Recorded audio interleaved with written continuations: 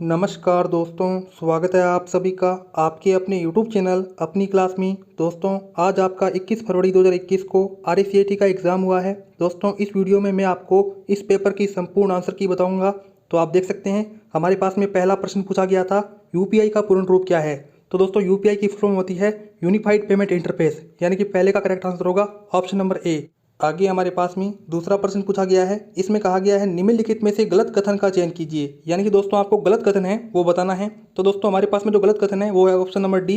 इसमें कहा गया है POS टर्मिनल वेब ब्राउजर का उदाहरण है। नहीं दोस्तों, POS टर्मिनल होता है वो वेब ब्राउजर का उदाहरण नहीं होता। तो यहाँ पे दूसरे का करेक्ट आंसर क्या होगा, ऑप्शन नंबर डी। आगे चलते हैं, हमारे पास में तीसरा प्रश्न पूछा गया है MS एक्सेल 2010 में बराबर लेन VMOU RACAT का आउटपुट क्या होगा। तो दोस्तों वो आउटपुट होगा 10, यानी कि तीसरे का करेक्ट आंसर होगा ऑप्शन नंबर सी।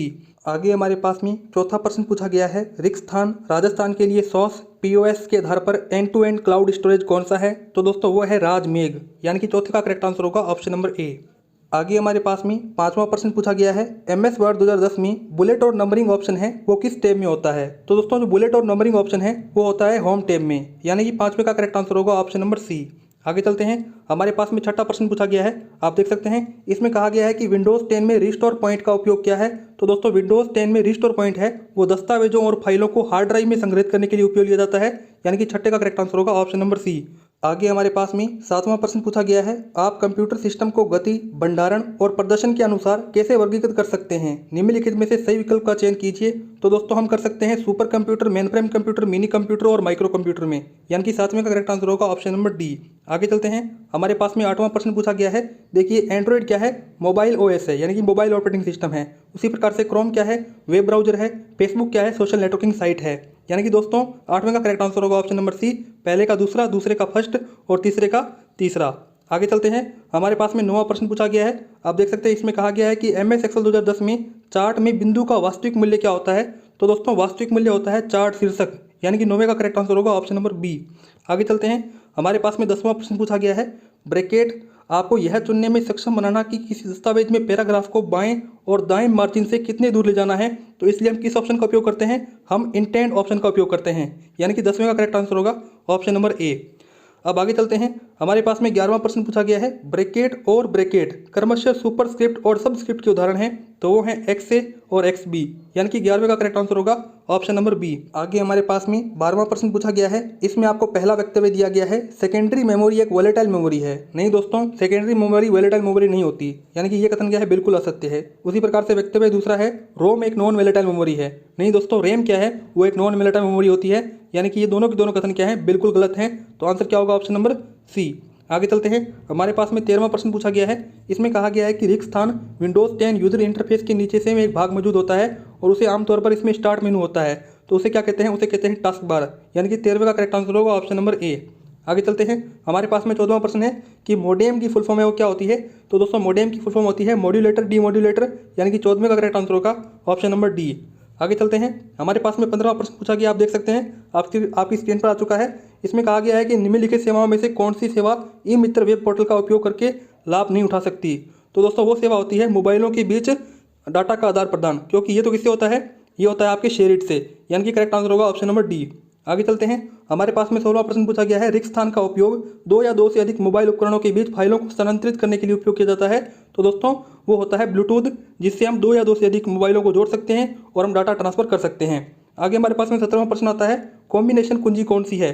तो दोस्तों वो होती है आल्ट, कंट्रोल और शिफ्ट, यानी कि 17वें का करेक्ट आंसर होगा ऑप्शन नंबर बी। आगे चलते हैं, हमारे पास में 18वां प्रश्न पूछा गया है MS वर्ड 2010 में जूम स्लाइडर का क्या उपयोग है। तो दोस्तों MS वर्ड 2010 के अंदर व्यूइंग क्षेत्र को बढ़ा या घटाकर देखने के लिए हम जूम स्लाइडर का उपयोग करते हैं, यानी कि 18वें का करेक्ट आंसर होगा ऑप्शन नंबर ए। अब आगे चलते हैं, हमारे पास में 19वां प्रश्न पूछा गया है MS एक्सेल 2010 में फ्रीज पेन का कमांड का क्या उपयोग है। तो दोस्तों फ्रीज पेन कमांड है वो MS एक्सेल के अंदर रो और कॉलम शीर्षक को स्थिर रखने के लिए उपयोग ली जाती है, ताकि वर्कशीट को स्क्रॉल करते वक्त समय स्क्रॉल ना हो, यानी कि 19वें का करेक्ट आंसर होगा ऑप्शन नंबर बी। आगे चलते हैं, हमारे पास में 20वां प्रश्न पूछा गया है मान लीजिए कि MS एक्सेल में सेल B1, B2 और B3 में कोई संख्यात्मक मान है। इन सेलों में मौजूद मानों को न्यूनतम ज्ञात करने का सही फॉर्मूला क्या है। तो वो फॉर्मूला है बराबर minimum bracket B1 comma minimum bracket B2 comma B3 bracket बंद। ये क्या है, हमारे पास में सही फॉर्मूला है, यानी कि 20वें का करेक्ट आंसर होगा ऑप्शन नंबर ए। आगे चलते हैं। हमारे पास में 21वां प्रश्न पूछा गया है, ब्रैकेट स्क्रीन विकल्प लॉक है जो कि 9 डॉट्स की एक श्रृंखला के साथ एक विशिष्ट स्वाइप पैटर्न का उपयोग करके एंड्रॉइड डिवाइस को अनलॉक करता है। तो दोस्तों वो होता है पैटर्न। क्या होता है दोस्तों? पैटर्न, यानी कि इसमें करेक्ट आंसर होगा ऑप्शन नंबर बी। आगे चलते हैं। हमारे पास में 22वां प्रश्न पूछा गया है, एसएसओ जिसकी फुल फॉर्म होती है सिंगल साइन ऑन, उसका उद्देश्य क्या है? तो दोस्तों उसकी सहायता से हम हेल्प डेस्क की जो लागत है उसको कम कर सकते हैं, ग्राहक संतुष्टि उसको बढ़ा सकते हैं और उत्पादकता को कम कर सकते हैं। साथ नहीं दोस्तों, उत्पादकता को बढ़ा सकते हैं। यानी कि ये तीनों की तीनों क्या है? एसएसओ के उपयोग हैं। तो यहाँ पे करेक्ट आंसर होगा 22वें का ऑप्शन नंबर डी। आगे चलते हैं। हमारे पास में 23वां प्रश्न पूछा गया है, एमएस पावरपॉइंट 2010 में स्लाइड में किसको नहीं डाला जा सकता? तो दोस्तों स्लाइड के अंदर हम किसको नहीं डाल सकते? हम मॉडेम को नहीं डाल सकते। यानी कि करेक्ट आंसर क्या होगा 23वें का ऑप्शन नंबर डी। आगे हमारे पास में 24वां प्रश्न पूछा गया है, किसके द्वारा आमतौर पर ईमेल द्वारा उपयोगकर्ताओं को एक लिंक पर क्लिक करने और उनके व्यक्तिगत डाटा दर्ज करने के लिए कहा जाता है? तो दोस्तों उसे कहा जाता है फिशिंग अटैक। यानी कि 24वें का करेक्ट आंसर होगा ऑप्शन नंबर बी। आगे चलते हैं। हमारे पास में 25वां प्रश्न पूछा गया है, इंडियन आईटी एक्ट 2000 में कानूनों को किस क्षेत्र के लिए तैयार किया गया है? तो दोस्तों कानूनों को इंफॉर्मेशन टेक्नोलॉजी के तैयार किया गया है। यानी कि 25वें करेक्ट आंसर होगा ऑप्शन नंबर सी। देख सकते हैं सी ऑप्शन है। आगे हमारे पास में 26वां प्रश्न पूछा गया है, कौन एप्लीकेशन सॉफ्टवेयर का उदाहरण नहीं है? तो दोस्तों जो एप्लीकेशन सॉफ्टवेयर का उदाहरण नहीं है वो नहीं है फ्लैश मेमोरी। यानी कि 26वें का करेक्ट आंसर होगा ऑप्शन नंबर डी। आगे चलते हैं। हमारे पास में 27वां प्रश्न पूछा गया है, सीडी या डीवीडी पर डाटा आदि को लिखने की प्रक्रिया को आमतौर पर क्या कहा जाता है? तो दोस्तों वो प्रक्रिया कहलाती है बर्निंग। यानी कि 27वें का करेक्ट आंसर होगा ऑप्शन नंबर बी। आगे हमारे पास में एसएमटीपी की फुल फॉर्म पूछी है, तो उसकी होती है दोस्तों यहाँ पे सिंपल मेल ट्रांसफर प्रोटोकॉल। यहाँ पे दोस्तों करेक्ट आंसर क्या होगा? Option number A. दोस्तों यदि आपको अपने मोबाइल के अंदर RSCIT एग्जाम की बुकलेट वाइज PDF डाउनलोड करनी है तो आपको सबसे पहले अपने मोबाइल के गूगल पर आना है। यहाँ पर आपको सर्च करना है, हमारी वेबसाइट का नाम है gyanalert.com।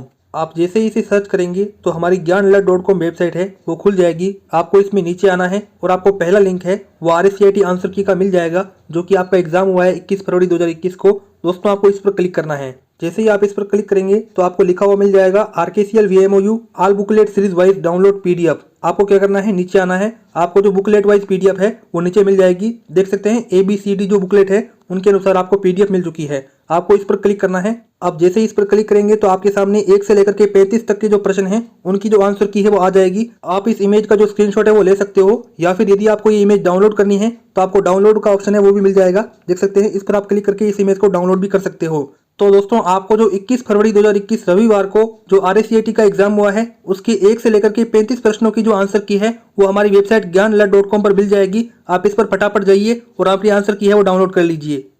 आगे हमारे पास में 30वां प्रश्न पूछा गया है, किसके द्वारा मूल और असंबद्ध प्रलेखन के प्रमाण पत्र प्रदान करने के लिए एन्क्रिप्शन तकनीक का उपयोग किया जाता है? तो वो तकनीक होती है डिजिटल सिग्नेचर। यानी कि 30वें का करेक्ट आंसर होगा ऑप्शन नंबर ए। आगे हमारे पास में 31वां प्रश्न पूछा गया है, MS वर्ड 2010 में किसे एक स्थान या पाठ का चयन करता है जिसे आप नाम और भविष्य के संदर्भ में पहचान सकते हो?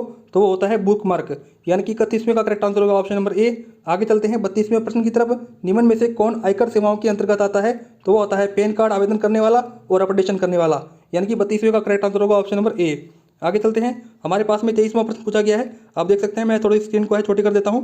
देखिए 33वें प्रश्न में कहा गया है, निम्नलिखित विकल्पों में से ईमेल पते का एक उदाहरण कौन सा है? तो वो है RSCIT@vmou.ac.in। यानी कि 33वें का करेक्ट आंसर होगा ऑप्शन नंबर सी। आगे हमारे पास में 34वां प्रश्न पूछा गया है, मूक की फुल फॉर्म क्या है? तो दोस्तों मूक की फुल फॉर्म होती है मैसिव ओपन ऑनलाइन कोर्स। यानी कि 34वें का करेक्ट आंसर होगा ऑप्शन नंबर ए। आगे चलते हैं। हमारे पास में 35वां प्रश्न पूछा गया है, निम्नलिखित में से सबसे मजबूत पासवर्ड है वो कौन सा है? तो वो है VMOU@RSCIT123। ये क्या है? सबसे मजबूत पासवर्ड है, सबसे स्ट्रॉन्ग पासवर्ड है। यानी कि 35वें का करेक्ट आंसर होगा ऑप्शन नंबर सी। तो दोस्तों इस प्रकार से आपको मैंने आपका जो RSCIT एग्जाम हुआ है 21 फरवरी 2021 रविवार को दोपहर 12 बजे से लेकर के 1 बजे तक उसकी संपूर्ण आंसर की बताई।